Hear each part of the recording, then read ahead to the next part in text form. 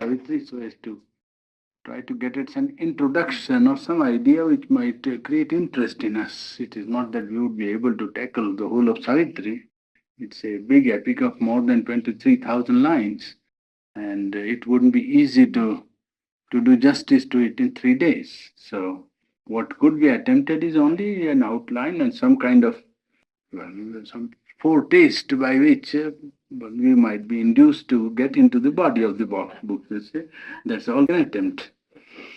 In fact, I consider myself this appearance of Savitri as the first ray of the new age that is coming in the realm of culture. Really speaking, it is the first dawn that actually gives us the promise of the coming new age. It is, in fact, the dawn of the new age. It begins with the symbol dawn, and I think symbolically it itself is a dawn in the new age that is coming to mankind. Poetry very often sums up an age and inaugurates a new age. And Savitri seems to be an expression which presages, assures us about the coming of the new age. It may take hundreds of years. It is not that tomorrow it will come, but that Savitri has been written now and has found expression in letters. Well, that itself is a sign of the coming age. That is one thing I wanted to say. And it is a gift of the power of speech, as we say in India. You see, the goddess of speech is called Saraswati. You see, the goddess of inspiration. And Savitri is like a gift from the goddess of Saraswati direct to mankind. It's not an intellectual expression of some individual. It's directly the expression of the power of speech itself taking form in words and embodying itself in in panorama which Mother says is like the prophetic history of the earth and embodying in itself the fulfillment of the man's life on earth, fulfillment of human life on earth. It is the prophetic history and at the same time reading of man's future fulfillment. It is the whole evolutionary span of mankind and even the whole of universe. It begins with the beginning of the universe, even before the beginning of the universe, and it ends at the point where man attains the purpose of his existence on earth. So that it is a song of the creation from beginning to the possible fulfillment which the poet is able to see and give us the sight of. We have dealt while we were talking about poetry about the power of mantra. Mantra is the word that rises from the heart is by an act of inspiration. The consciousness itself, so to say, casting itself in word value or sound value, taking body itself, so to say. And Savitri, in that sense, also is charged with the power of mantra, mantric power, power of recreating the consciousness which is represented in the word group or word symbol or word vibration. The word vibration is not only the word vibration, but is symbolic of a conscious vibration or vibration of consciousness. Therefore, the word vibration has the power to awaken in the man who is open the consciousness vibration also. It carries the mantric power, a power which is spiritual, charging the group of words with a capacity or a power to reproduce the condition of consciousness, you see, which the word vibration represents. This power of the word is not peculiar to Indian classical attitude or past India. I think the word power of word is not properly understood in modern times because people think that word that expresses a truth or a reality, well, it is intellectual generally, practical, turned to some use and so on, so they don't think that it has any other power. But if you study the growth of man's cultural movement or cultural activity, then you find that at times the power of word has brought great revolutions in mankind, you see. For instance, the Indian freedom movement was preceded by one word group, Vande Mataram, Hail to the Mother, Mother India.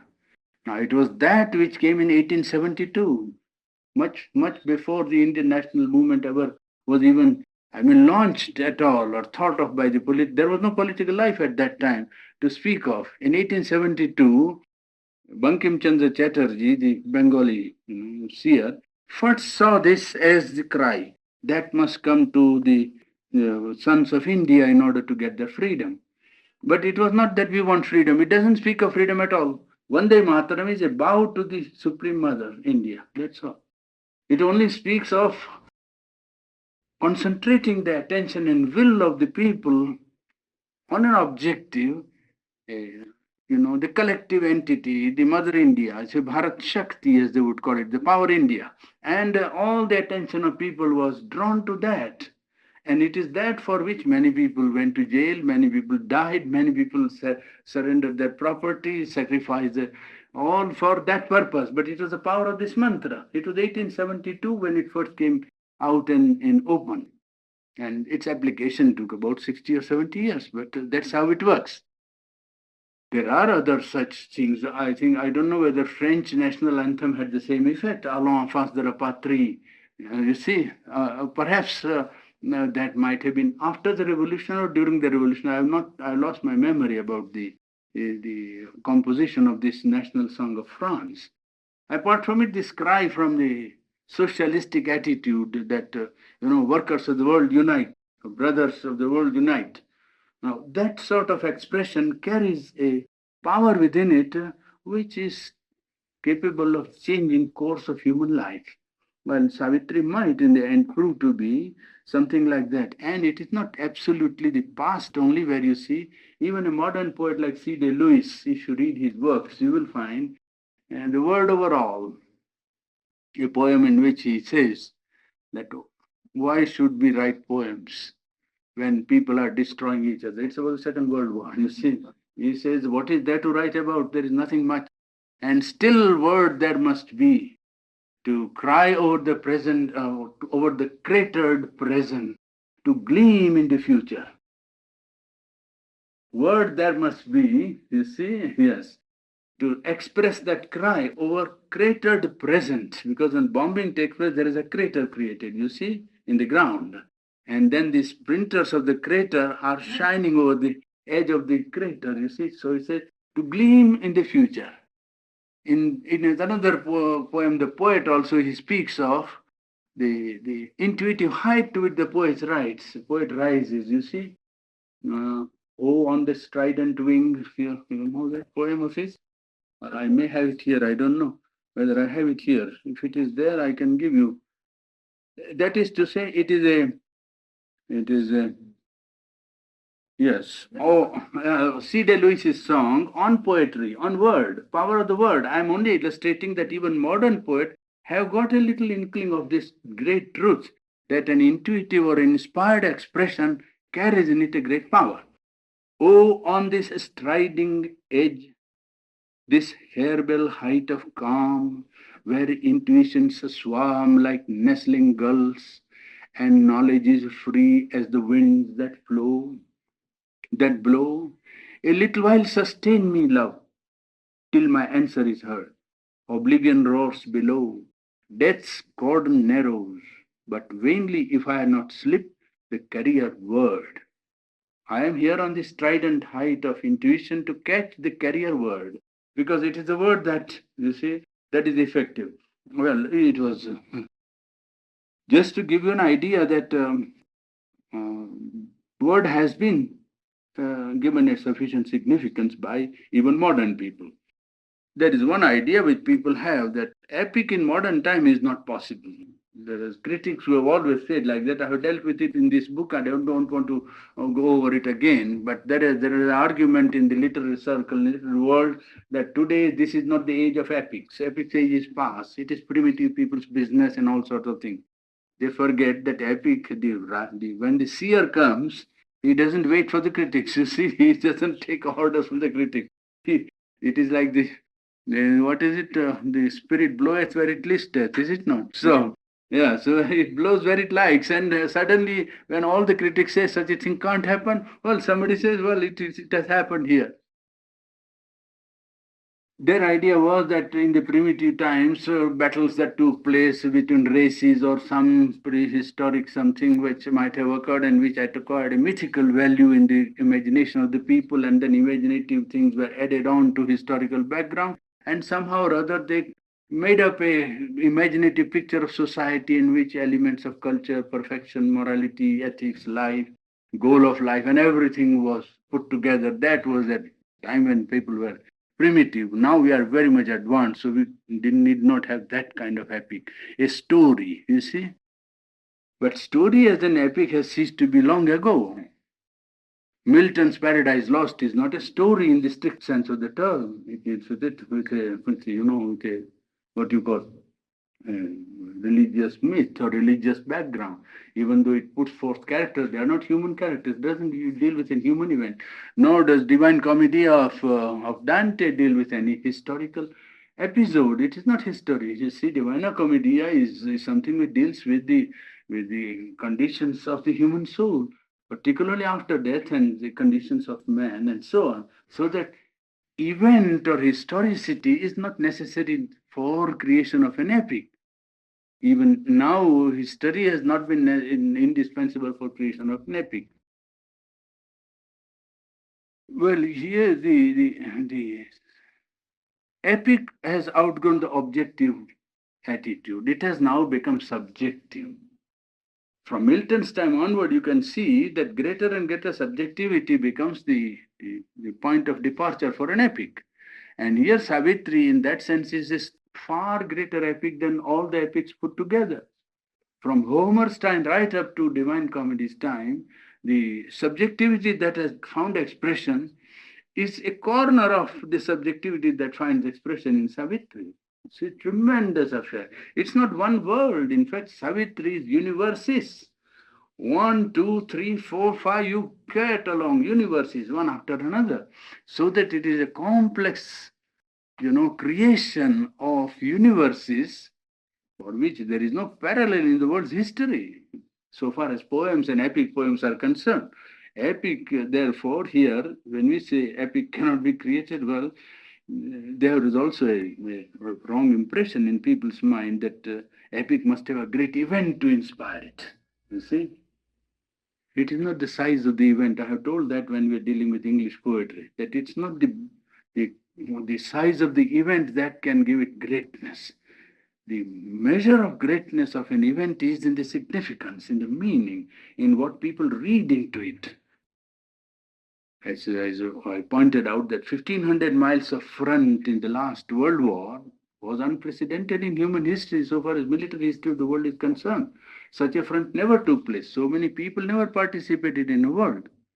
What took place in Greece, I mean, in what is it called? This in Troy, the Trojan War between Greek and the Trojans, is it not? Was a tiny corner. It was nothing. Materially speaking and externally, it was something that took place in a corner of the world and nobody ever knew about it. And yet it could give rise to an epic because the significance was great. What people, people participating knew that it was not for this or that. It was for values that they were fighting. Freedom of man or man's, height or his heroism, his promise, his nobility. There was something at stake, not land and money and property and nothing material. Well, it is that which gives it the epic height. You see, the Mahabharata war, for instance, was only fought for 18 days. And that must not have been more than about 1/10 of a million people at the maximum. 1/10 of a million at the maximum. But Mahabharata war has given rise to an epic because the war was fought on, at least the poets saw it as, fight of values of life, as to what human being ultimately means. What is he here for? When that decision is given, well understood, significance understood, then it can give rise to an epic. When a war is a big war and only, utilitarian interests are at stake, it doesn't inspire anyone. It doesn't inspire anyone. And you will see the contradiction, contradictory though it looks. If you look at the course of the last even World War, it really came to a head, means spiritually, to something when the Atlantic Charter was declared. It had to rise to a height of idealism before it could, concentrate the willpower of humanity for a complete, showdown. It could not have been fought only, it could have been fought certainly and would have been still worse. But it began with this exterior materialistic utilitarian practical values of frontiers and commerce and the balance of economic distribution of the world and exploitation of fields of getting raw materials and all that.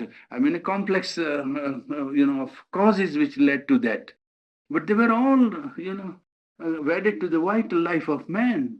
That had nothing to do with man as the highest creature of creation. Man is a divine spirit. Man is an idealist. Man is a noble creature. Those values had been, lowered down on collective life. Well, that is why it doesn't inspire. It creates a sense of, that, oh no, what we did was wrong. Every time, everybody thinks. I don't think only those who participated in the war, all human beings who were not even partisans, they also think that was not right. No, we didn't do good. That's it.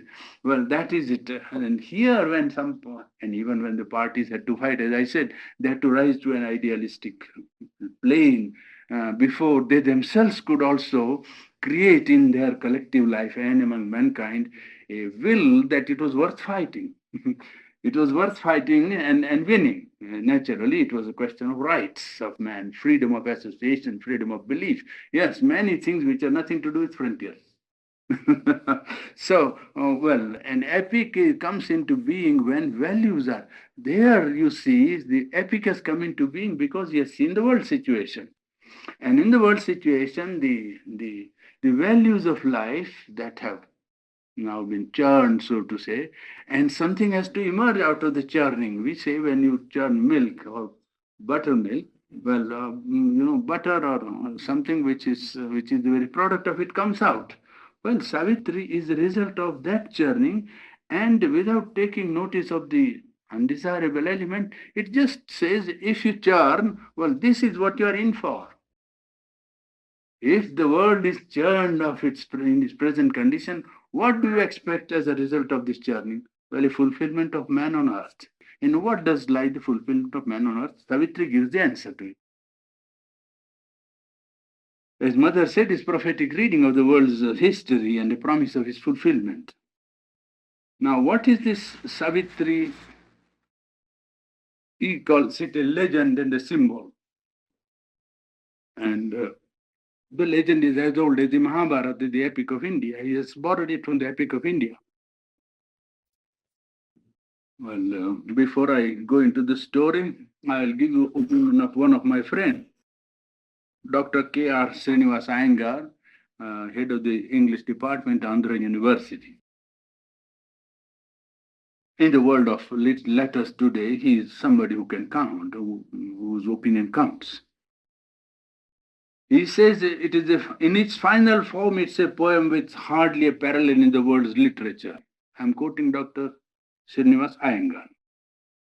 The Mahabharata story of Savitri and Satyavan is now rendered anew with scaffolding unimaginably vast and undertones of incalculable import, written in blank verse, but with a weight of thought and edges of articulation unattempted ever before. The poem, with its 23,000 lines, spans earth and heaven, comprises life, death, and immortality. It is a modern Divina Commedia in which paradise is lost and won. Man learns to exceed himself, and Savitri, the girl wife, becomes mother might and vanquisher of death, and also the creatrix of life divine on this terrestrial base. Sri Aurobindo often speculated on contours of poetry, future poetry, partaking of the power of the ancient mantra. and achieving the instantaneous communication between souls awakened and awakening. In Savitri, he brought out such effects again and again, and criticism is almost dumb before a feat so stupendous and unique. This is opinion of a friend of mine, and it is in PEN, the booklet with the PEN, people bring it up. You see. Now, what is the symbol and what is the original legend? Well, the legend is simple. Savitri was the daughter of a childless king, and because the king Ashwapati was childless, he performed ascesis, as we say in India, tapasya. He tried to perform penance, as we say, in order to get a child. And for 18 years, she performed the penance, sacrifice, and gave charity, and so on, so on. So four chapters, I think, of the Mahabharata, 248 to 252 chapter of Mahabharata Aranyak Parva, the great epic. You see, it appears there in the four chapters. It is verse form, very simple verse. 248 to 252, only four chapters. The whole original legend is contained in Mahabharata. And there the king performs penances, and then the goddess to whom he is trying to propitiate is pleased and comes out of the sacrificial fire on the last day, and asks him for demanding a boon. So he demands a boon, and then she grants him the birth of a son. And then, as she is pleased with him, she says, well, from myself, I give you an extra boon that you will also have a daughter who will be my portion, something like that, she says, you see. And so then the goddess goes away, and the prince and the princess are born. Savitri is born like that. And when she grows to age, well, she is brilliant in her character and power of strength of character, so nobody comes forward to offer his hand. In those days, this custom was that the the bridegroom goes to propose to the bride. The bride does not ever seek the bridegroom. That was the law in those days, the society at that time. And as nobody dared to come forward to claim her hand, well, the father, after waiting 2 years, told her, the king Ashwapati, that you better go out and see whether you find somebody who can be your companion. So she set out with a minister, and 2 years and some little more, 2 years and a half, went all over India, visiting all important places and capitals of the various states. And she didn't find anyone that she thought was well worth her attention, till she came to a forest where in the forest there were some huts, and in the forest a king who was dispossessed of his kingdom on account of his enemies getting the upper hand, and he lost his sight. He became blind, so he was dispossessed of his kingdom and driven out of his territory, and he was living in the forest outside his own kingdom, in another kingdom where his son was attending on him, and his wife. The king and the queen were, so to say, well, living in exile practically, and the son was looking after them. So she thought this young man was really an ideal young man, and so she decided in her mind to select him as her future companion. But she came back from the travel to her father to report. And when she came back, then Narad, the great divine sage, was sitting with the king and the queen. And they were talking when Savitri came. And then the king asked her about her choice. So she declared her choice and said that Satyavan, living in a Shalva country somewhere and living in the forest, was somebody whom she had selected. So the king thought it was quite all right because it was her choice. But then king thought, in India they always have horoscope. You see, the astrologer. So horoscope was cast, and he asked the great Narad sage, who was a divine sage. He said, "You cast this horoscope and see the position of the constellations in their future life, and see whether this marriage is happy, this match is happy." So Narad cast the horoscope and said, "Yes, it is all right, but there is one catch, that this young man will die after 1 year. He is going to die after 1 year." Well, then everything was upset in a certain way, and the mother and the Everybody said that, "Oh, but you are not yet married, you are not given your word, so you can simply go again and try to find out somebody else." And Savitri refused.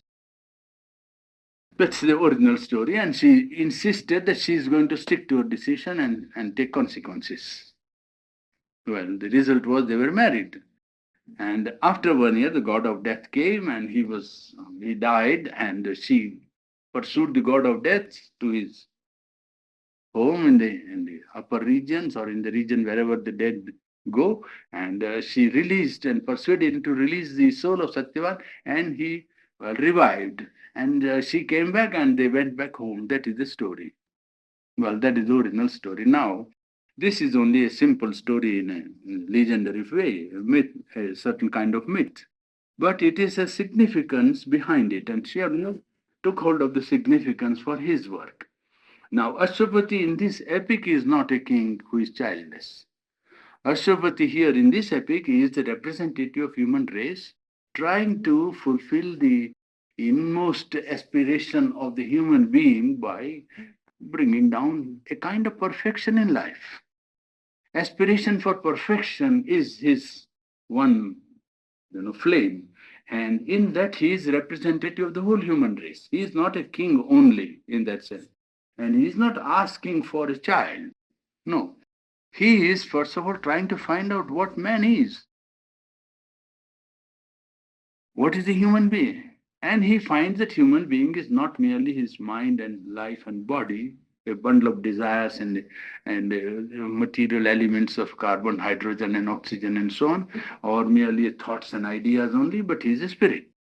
And that there are capacities and powers in him which he can awaken and by which he can come to himself. So he follows a triple yoga.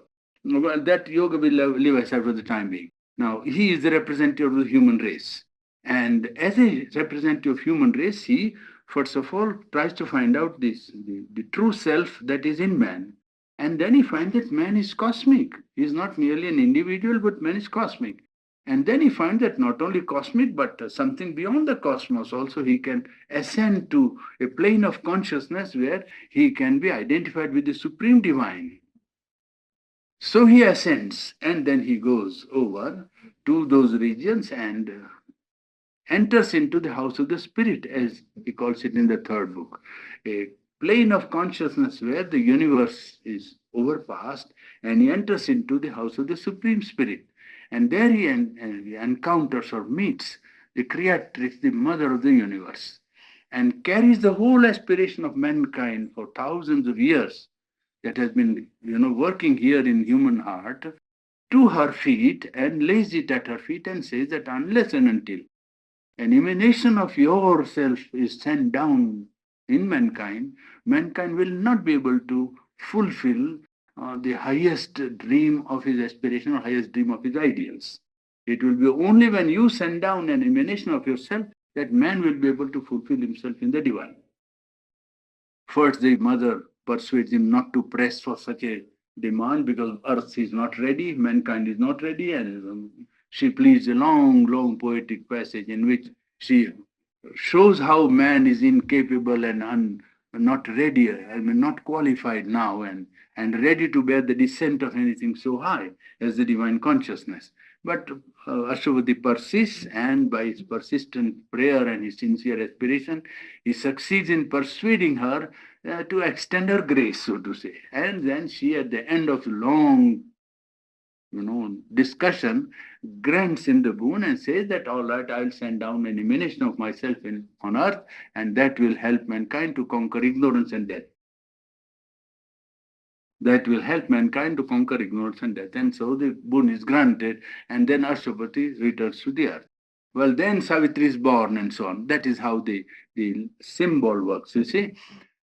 When Savitri is born, then she grows up, childhood and birth, you see, adolescence and youth, and she knows that she has gone through her educational course, and she has gone and met Satyavan, and then after meeting Satyavan, she chooses him. Now we are going to the double movement, you see. That's the old legend we were. Now here we are in the symbol. So after birth, she goes through her course of education, adolescence and youth, and when she develops, she goes out and meets Satyavan. Here, the going out is not on account of It is Ashwapati who one day sees her coming. In the sixth book, you will see that he once sees Savitri approaching one day in the palace, and then he's suddenly thrown into a mood of meditation. He was meditating at that time, and when she approached, he forgot that it was his child or his daughter. He simply saw it as a spirit that was coming, some unknown spirit born his child.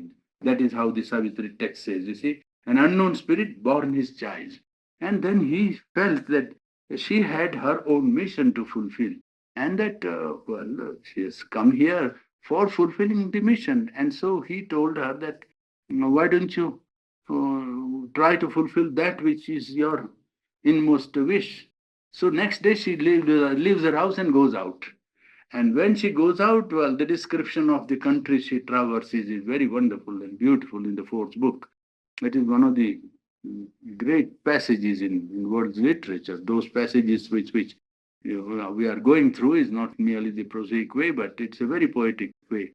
She travels all over and passes through spiritual, atmospheres and different persons in deserts, in out of the way sylvan, retreats and capitals of kings and so on. And she does not meet. At the end, she comes into the forest where Satyavan is living, and well, they meet. That is in the fifth book where the meeting takes place. It's the shortest portion of the whole writing. Within 14 pages, the whole, intensity is finished. I mean, the meeting of Satyavan and Savitri occupies hardly 14 to 15 pages. And then she comes back, and Narad is sitting there, as in the legend also. In this symbol, Narad is there trying to persuade the king to look at mankind and do something for it, and singing the song of man's perfection and so on. She walks in at that time, and Narada asks, "Who is this girl who has come?" And she is introduced to Narada. And Narada feels that this is a great spirit. It's not only his daughter, but somebody who has extraordinary power. But he doesn't say that. He only says something that who is this extraordinary lady who has come. And that description of Savitri at four places in the epic is one of the highlights of literature, you see. First, when the poet describes in the first canto Savitri as one standing one day previous to the death of Satyavan, preparing herself for meeting the god of death. That's one. Second point is when Ashwapati sees her approaching in the palace, you see, and the description that the poet and Ashwapati, through Ashwapati, what is given. The third is when, Savitri is described by Narada, the divine sage, who describes the human beauty. It is height of world's literature. There is no word, nowhere any something that can come near it. It is the description or appreciation of human beauty by a divine being. And it is, you must read it in order to see. You see, it simply says like that. What is it? Who is this that comes, the bride, the flame born? Who is this that comes? She was approaching. You see, Narad sees her. Who is this that comes, the bride, the flame born, and round her head, lights, hymeneal lights playing.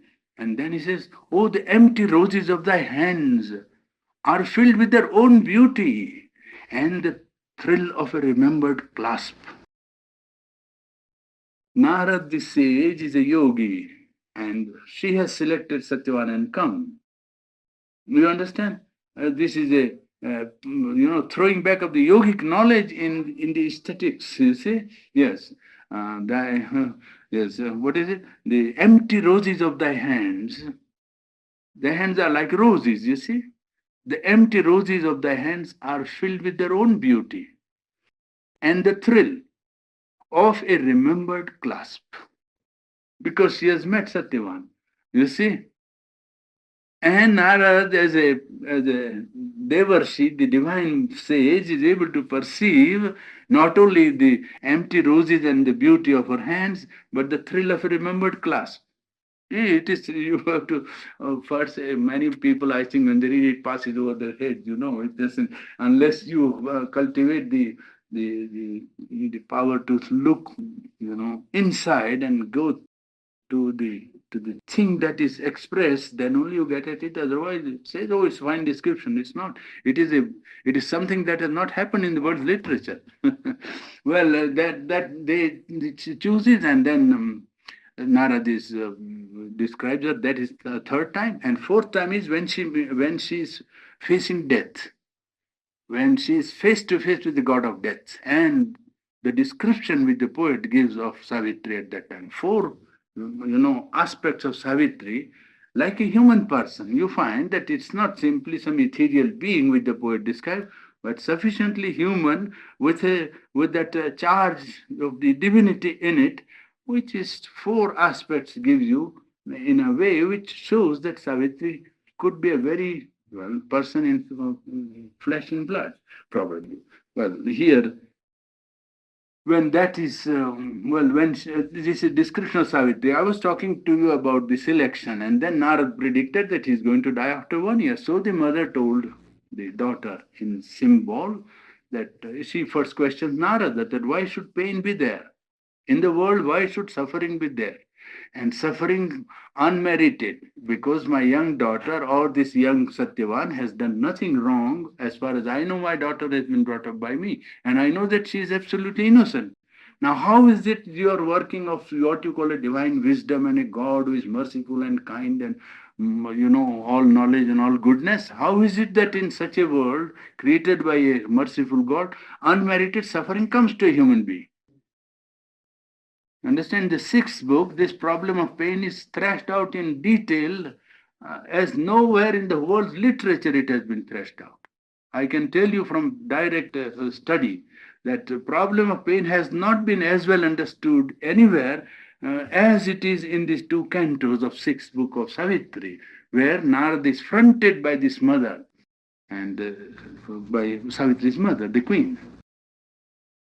Like sorrow, what is it? Like sorrow. She spoke like sorrow. Yes, she was like an embodiment of sorrow addressing heaven. Yes, like sorrow appealing or addressing heaven, she spoke. You see, and she said, "Who is this God that has created this world? And is this a God who created this world?" And so on. Was the God important before a power? Either some power other than God, or God who is not cruel, not merciful but cruel, and so on.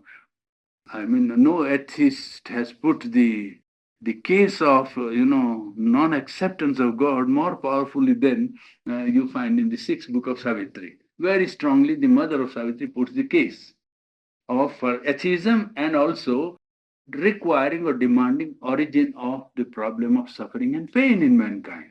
And the answer that you get is something also that has not been given in anywhere in philosophy or literature.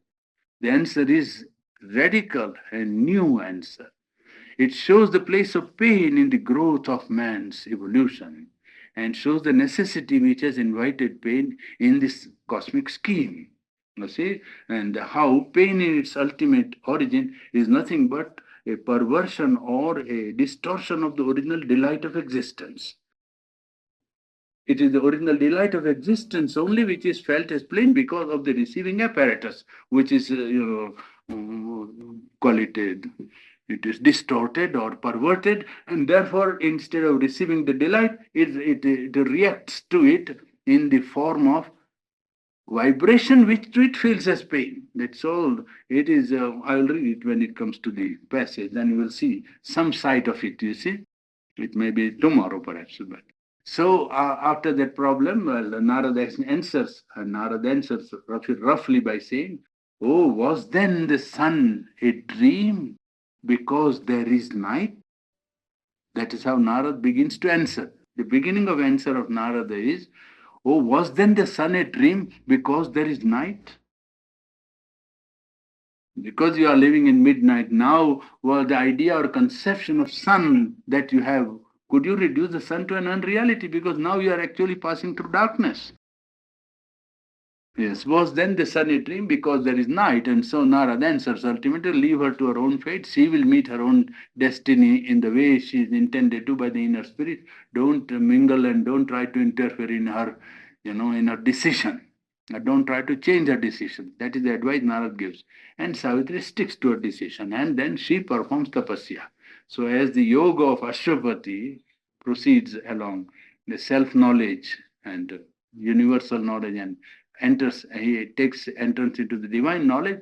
Well, here Savitri goes into the constitution of the universe and enters deep inside, and she meets all the universal powers that are at work and find that the universal powers themselves are incomplete and imperfect. Universe is not perfect because the powers working in it are not perfect. Therefore she says, well, I will go back and bring powers from the divine which will give you what you lack, what is wanting in you. Three great powers Savitri passes in her passage. One is Madonna of suffering, the psychic fortitude or toleration in the whole human consciousness, humanity, where in spite of greatest suffering, the human being puts up with life because subconsciously or consciously there is a hope, the hope of fulfillment of whatever is in the human heart. This Madonna of suffering is the cosmic power which allows man to continue life in spite of all reverses, in spite of all difficulties. Well, that is the Madonna of suffering. And Savitri sees that she is the great support, the psychic support to all life. But it has no power to prevent pain and suffering being inflicted. It suffers with faith, but it has no power to prevent. So I say, I will go and bring the power from the divine so that you will be able to prevent. The Madonna of might is the second power through which whom Savitri meets when she goes into her inner life. The Madonna of might is the will working in the cosmic life, whole of human life, whole of humanity's life, which keeps a sort of rough order in the evolutionary movement, keeps the upward trend.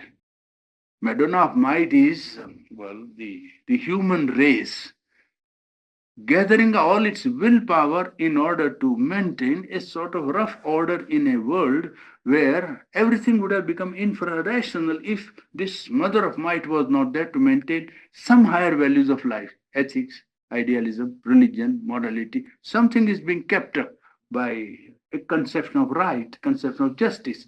But it is this universal power which maintains some values in life so as to allow life to take up the upward turn. And then Madonna of light means an intellectual power or mental power working in mankind which enriches life by intellectual gains and intellectual idealism. These three powers she meets, mainly three powers that are working in mankind. And she says, all these are imperfect. I will go to my inmost divinity and bring back to each the element that it lacks. And Savitri goes into her soul, into her divinity, and comes down. When she comes down, then there is this death of Satyavan takes place, you see. And she is standing face to face with the god of death. And there is a long debate between the two. 10th book is also very simple, very simple. I mean, there can't be simpler book in poetry than that. Because all the questions that come to man, Death is arguing all the time with Savitri that she is unnecessarily trying to revive somebody who is dead because it is no use trying to revive. You see, she says, if Satyavan had lived, love would have died.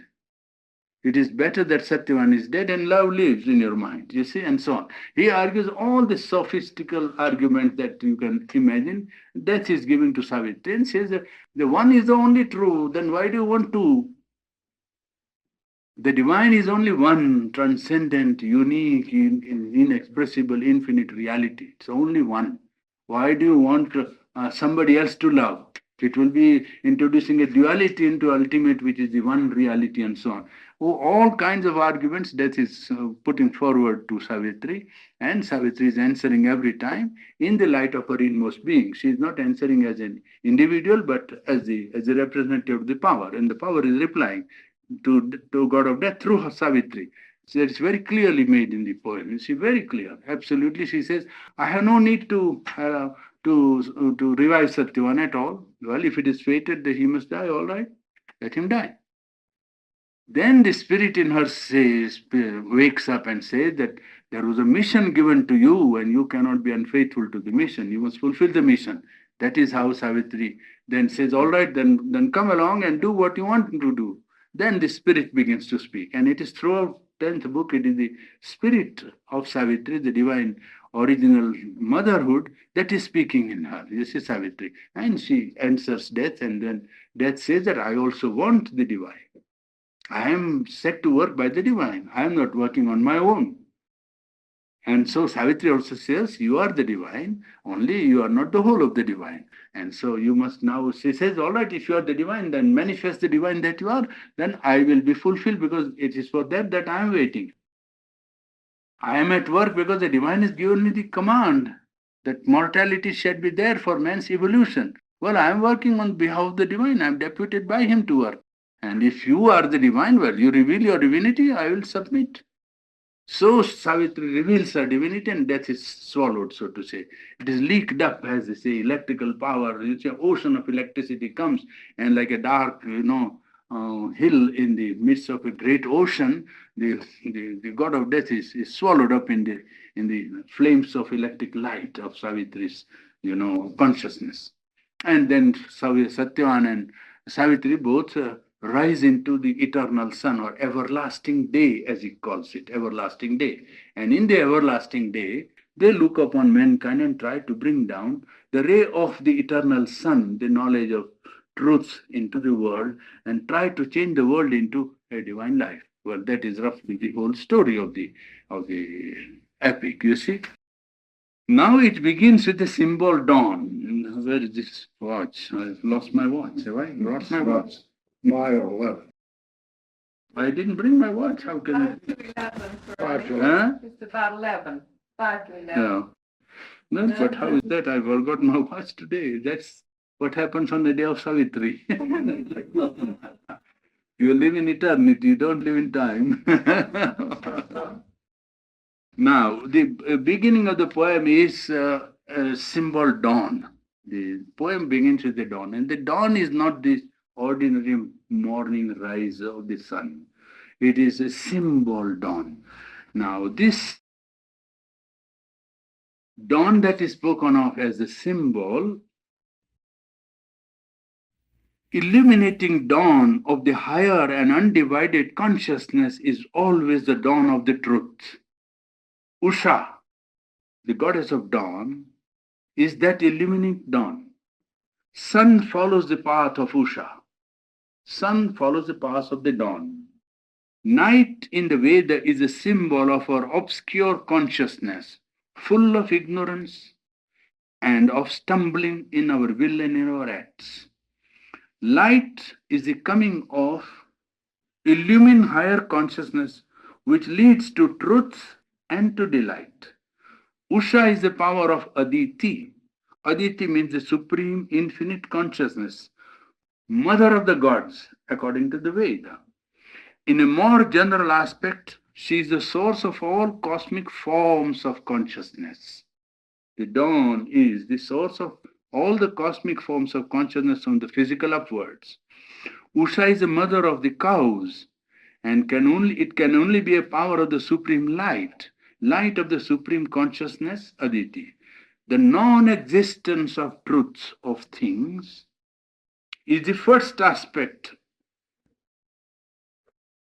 of things that emerges from the inconscient ocean, and its darkness is the Vedic night, which holds the world and its unrevealed potentialities in her obscure bosom. Night extends her realm over this triple world of ours, physical, vital, and mental, and out of her in heaven, in the mental being, the dawn is born. Dawn delivers the sun out of the darkness where it was lying concealed and eclipsed, and creates the vision of the supreme day in the non-existence and in the night. This is the symbol dawn in the sense of the first awakening of man to his divine potentiality, to his divine possibility. That is the dawn. Dawn is the awakening of the human being from his limitations of physical consciousness, his desire consciousness or animality, even from the limitation of his mind to the perception of a divine essential element in him. That's the dawn. It can come in the midst of life. Dawn can come in the midst of most ordinary experience of life. Dawn does not come only when you are in a pious mood. Dawn comes when your inner being is ready. Then a flash is thrown across life, and then you suddenly see that there is something greater than everything that the world can offer, which is the object of existence. Well, when that glimpse is given, that is the dawn, you see. Dawn is the awakening of man to his divine potentiality and possibility with a flash, with a light, unmistakable, convincing, and capable of evoking in him an aspiration which can lead him to fulfill the first vision of the dawn, you see. Dawn is the first promise of fulfillment of spiritual life in man. Now, the dawn we cannot take up too much with the dawn because it is the beginning of the universe, you see. And it's a picture of the night, really speaking, like a lady who is asleep. I'll give you roughly the idea of the picture that is there. It is dawn is the awakening of a lady who is asleep, a dark lady with no light at all, lying in the whole cosmos, occupying the world, occupying the universe. It was the hour before the gods awake. That is how the book begins. Savitri begins with this sentence. Symbol dawn, the first sentence is, it was an hour before the gods awake. Even the universal powers were not yet set into functioning. That is the time. So it is primordial. It is just before the cosmos was organized.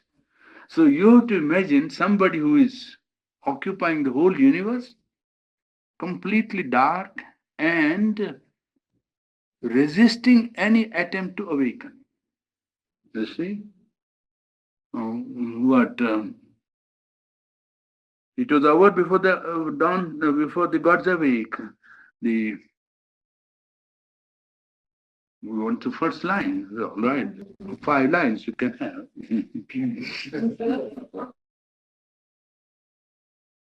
Across the path of the divine event is the coming of the dawn. Across the path of the divine event, the huge foreboding mind of night. Night is the lady who is asleep. Huge foreboding mind of night, alone in her unlit temple of eternity, lay stretched. Huge foreboding mind of night lay stretched, immobile upon silence's march. And she doesn't want to be awakened. So there was an effort to awaken her. And she got it was a nightmare and she threw it out. Second time, somnambulist movement was inaugurated. You know, somnambulism is a condition in which a man is fully asleep and yet goes out and does something very sensible and rational, forgets all about it, and next morning when you ask him, he says he didn't do it at all, and it's quite wrong to say that he did it. But he does it. That's somnambulism. So first when the nightmare was over and she did not awaken, and the pressure was being exerted from inside, well, a somnambulist movement caught hold of her. And this material universe came into existence. The stars and the constellations began to move, like somnambulism, like a somnambulist, you see, working in sleep. And Earth was there, most insignificant place in the whole cosmic material scheme of interstellar bodies, which was moving like somnambulism. And in it, the Earth was there, no light, no sky, nothing. And some idea, some will began to work in that. And suddenly, out of this unconscious ignorance awoke. And a ray began to penetrate and, well, disturb this night. And night refused to get up. But some ray penetrated because past memory also of the creation came back to this lady, and she said, "Oh, past, we had done something. So let me see what happens." And then when the ray came, well, the ray took the form of a child, became a child, and got hold of the sleeping lady. She would not get up. So the child goes and puts his hand on the cheek of the mother, and she thinks, "Oh, I have moved everything in somnambulism, but here is a child that I have to take care of." And so she sets about, well, trying to get up. And when she fully gets up, there is a dawn. You see? You see, it's the waking of human. And then Savitri awakes. That is the poet has connected this dawn with Savitri's last day when she is fronting death. On the day when the night has, allowed the ray to penetrate and allow the full blaze of morn to come, the description of the morn is very fine when it first break off, you see. In the first canto itself, first canto is a little tough, therefore you shouldn't read it at one time. You must read it 25 times before you get anywhere some, before you get somewhere inside, you see. Yes. Hardly, you see, then what happened was darkness failed. This light night lady, dark lady sleeping. Well, darkness failed and slipped like a falling cloak, like a cloak that falls. There is a dark lady sleeping, is it not? Yes. Darkness failed and slipped like a falling cloak from the reclining body of a god. It found that it was not night, it was a reclining body of a god. Reclining body of a god was revealed when the cloak of night fell down. Then, through the pallid rift that seemed at first hardly enough for a trickle from the sun's, out poured the revelation in the flame. When this was revealed, then light began to penetrate. Then, through a pallid rift that seemed at first hardly enough for a trickle from the sun's, out poured the revelation in the flame, the brief perpetual sign recorded above, a glamour from unreached transcendences, iridescent with the glory of the unseen, a message from unknown immortal light, a blaze upon creation's quivering edge. Dawn built her aura of magnificent hues and buried its seed of grandeurs in the hours. The seed of grandeur was sown in the hours, buried the seed of grandeur in the hours. Then the higher power also supports the dawn, and the divine power is standing behind the dawn, and so on. We go over to Ashwapati's yoga because that is the yoga with which we have to deal ultimately, except one point on which we can have a little, we can tarry a little.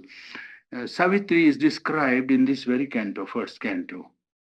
And there he says that she was semi divine but full of human elements also. The,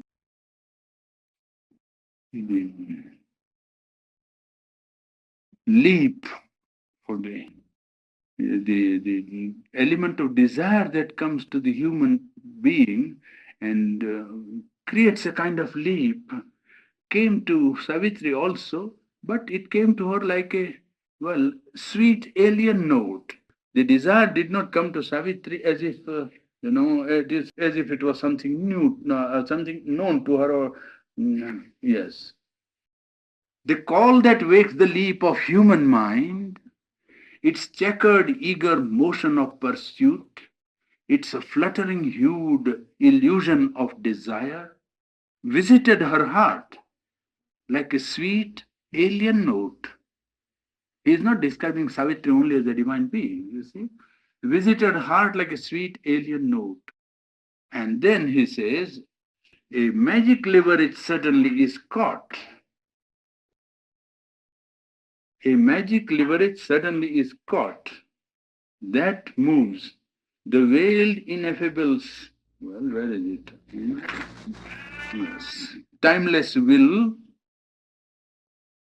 A prayer, a master act, a king idea can link man's strength to a transcendent force.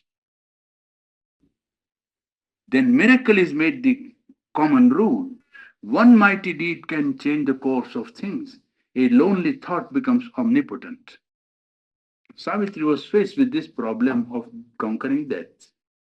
And the poet is putting before us an idea as to how can one individual conquer death.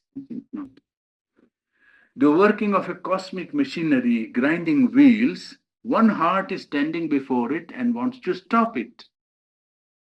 That is how he puts it. I am putting it the poetic description almost. You see, the wheels of the universe are grinding, and one heart has come and wants to stop it.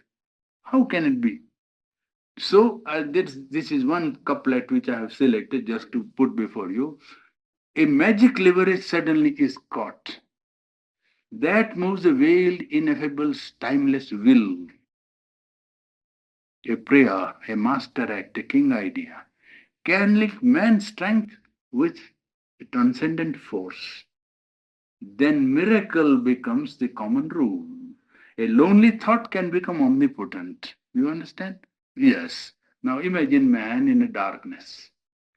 A thick room with all cover of thick walls of darkness all around. And he is trying to fumble. He is fumbling out for a way out. He scratches somewhere and makes a little dent. Well, if he constantly makes a dent, naturally the thing will break and the opening will come, and perhaps whatever is beyond will reveal itself to him. But if suddenly his hand drops over a lever or a electric switch, so to say, and it happens to press, well, then you can get the light immediately. A magic leverage suddenly is caught. You think that one man is working and one man is doing. Yes, of course, it is one man. But he catches a magic leverage, and that moves a veiled, ineffable, timeless will. It does not move human agency, but moves some divine powers. What could be those levers? A prayer. It can be a powerful lever. A master act, some action which one does in obedience to his inmost spiritual entity. Or a king idea, an idea comes in the mind and seeks expression in life. Well, in that case, it sets into movement the machinery of the transcendent force. And then what people call miracle happens because the liver is moved by a human agency, but the power that is at work is not human. People think that, you see, unless we do, then these things cannot be done. Yes, man has a part to play. He has to touch the lever, consciously or unconsciously, you see. Yes, set it movement, but to set movement is enough work for man, you see. To set the higher leverage working is not easy for man to do. That is his effort is that how to move the leverage. Well, when that is put and people think that, oh, how can such a thing happen? We pray every day, we go to the church and so on, or we go to the temple, is it not?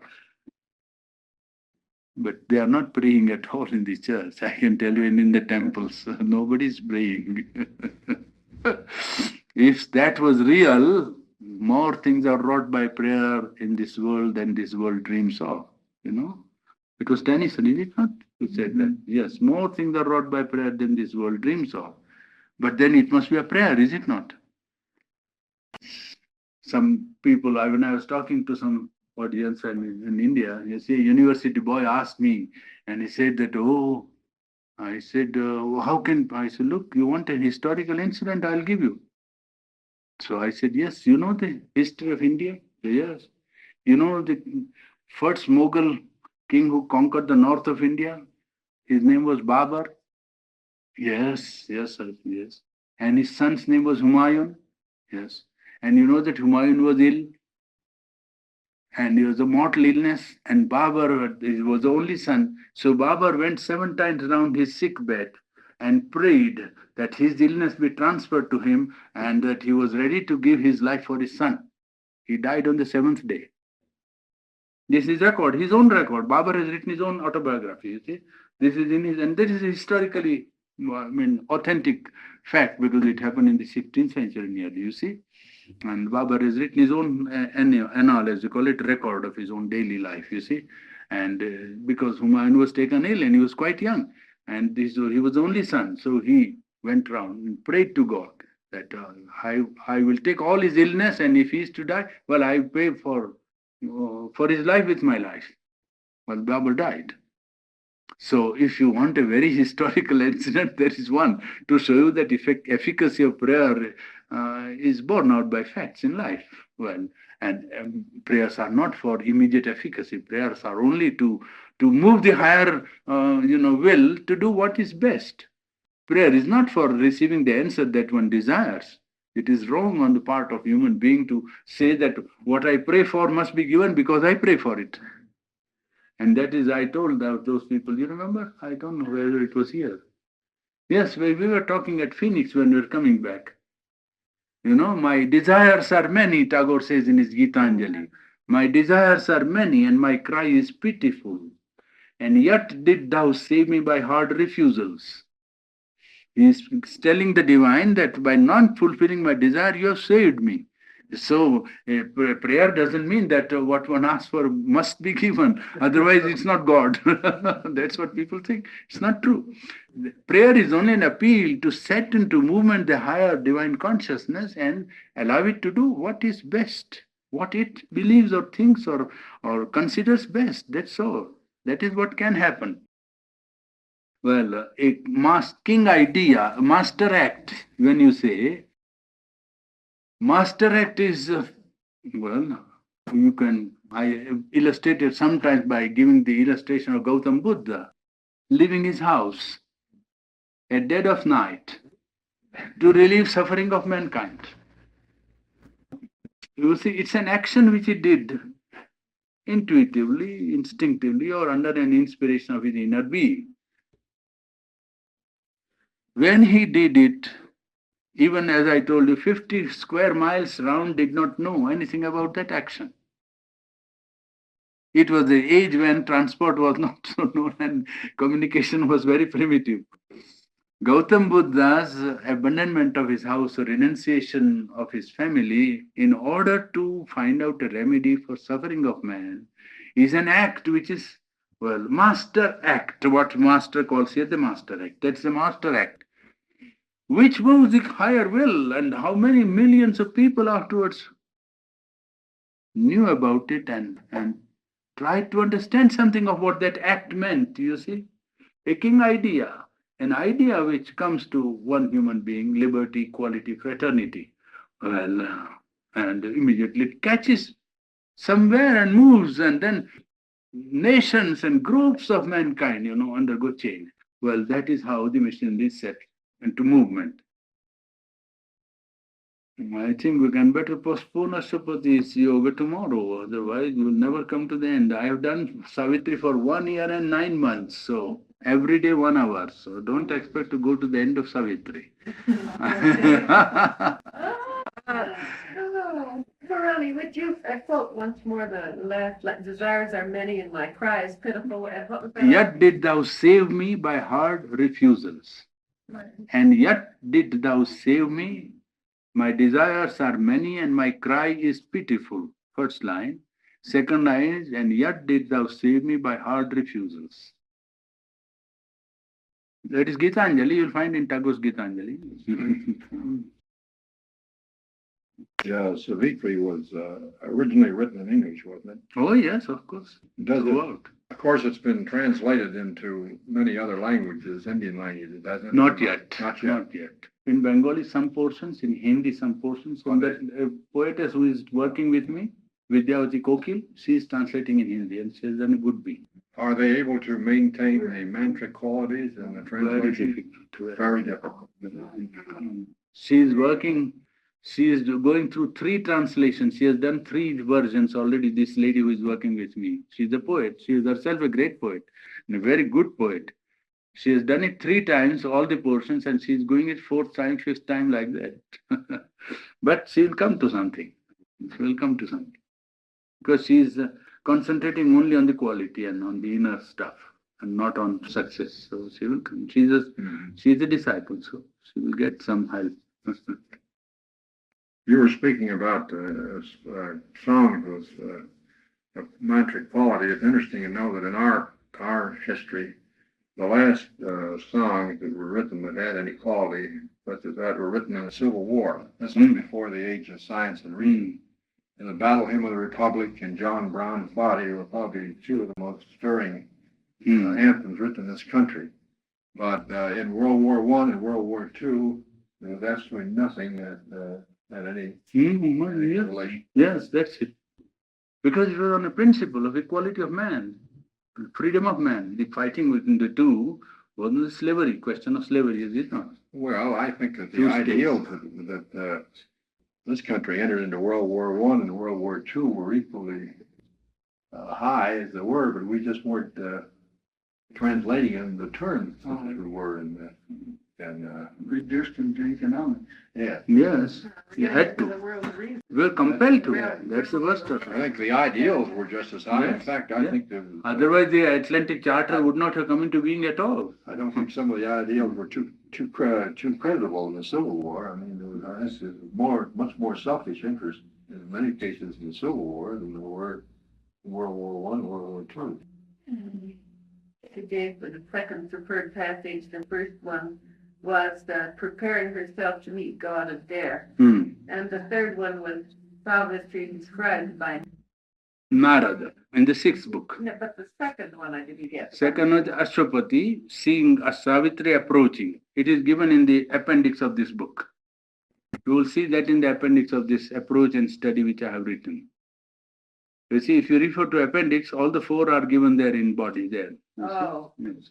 All quotations with the passages, relevant passages here. It is just to help the student. What is that? Huh?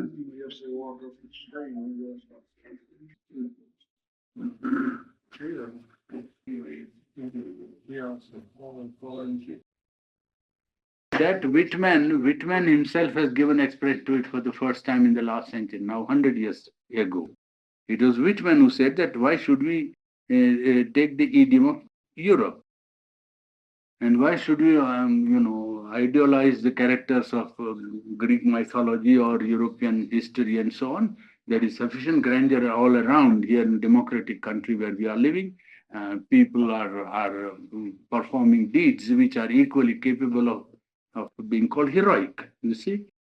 Well, with all that idea is right, but his own poetry doesn't create such character that can stand by the side of the characters created by the classical poets. That is a fact of now 100 years have passed and time has passed the judgment. It's not nobody's personal opinion. No, he has not succeeded in creating one. Yes, average man and average, citizen raised to that height, but because the average citizen has not risen to that height also, how could he do that? He wanted that he saw that the positive potentiality is there and average citizen could be great and grand, but well, the performance has not justified it. So that is there. And I also grant that there is no point in repeating what has been done in the past in poetic world. What has been done need not be repeated. It's not necessary to repeat the past. You have to create the future, you see. And in order to create the future, you have to have a vision of the future. It's not necessary to go back to the past at all for, seeking form or seeking guidance so far as the technique is concerned even. You can evolve your own technique. It's quite possible. Passing through a period of uncertainty and churning. We are not yet out of the whole thing, you see. We have not come to any ground. Savitri first gives you the inkling that there is a new age and you can create greatly, you see. But Savitri is exceptionally so great that probably 50 years will be perhaps not sufficient even for men to realize what Savitri is. I am not surprised and neither disappointed. It's nothing. 100 years will be perhaps the time when people will think, oh, this was something. That's all. Because you are passing through a period of turmoil and uncertainty of values. You see, everything is now, thrown into the boiling pot. So there are no values on which you can depend today in cultural life, and the values that are there are not worth the grandeur of man, the greatness of man. So there we are. We have to see how this churning ultimately results into some precipitation of man seeking his ultimate fulfillment in a direction which will show that he is now moving to the fulfillment of his true essential being. Trying to reach that lever. Huh? Trying to reach that lever. Give Yes. us some life. That push button was also an economic necessity. Because I found that to pay for the man would be more costly than to press the button. Because if you had to have a man who was to do the job, then you have to pay him. And then paying the man would cost more than pressing the button. That's the history of our economy. At Stanford, we were there in the coffee room, I know, and Spiegelberg was there. So he was telling, oh, you see here, everything we do like that, and so on. And then he said, I don't think it myself very marvelous, he told me. But then they said, why don't you set up people who can serve also other people and have more human contact? I told him, just, by the way, we're lightly just taking coffee and talking lightly, you see. So he said, yes, but you don't know. It would cost us more. To get a man means more money than the money that is required for pressing the button. Well, this is one of the problems, dilemmas that education is in this country, because education is one of the But now they are trying to have a machine for great education. activities that they haven't been able to translate into machine. Yeah, but they still, I mean, They are doing it. They are already. I went to the factory where the production machine is was only there going at up 3 to 1 Albuquerque. instead of 1,000. Yeah, but that makes every individual the same gear ratio, then every individual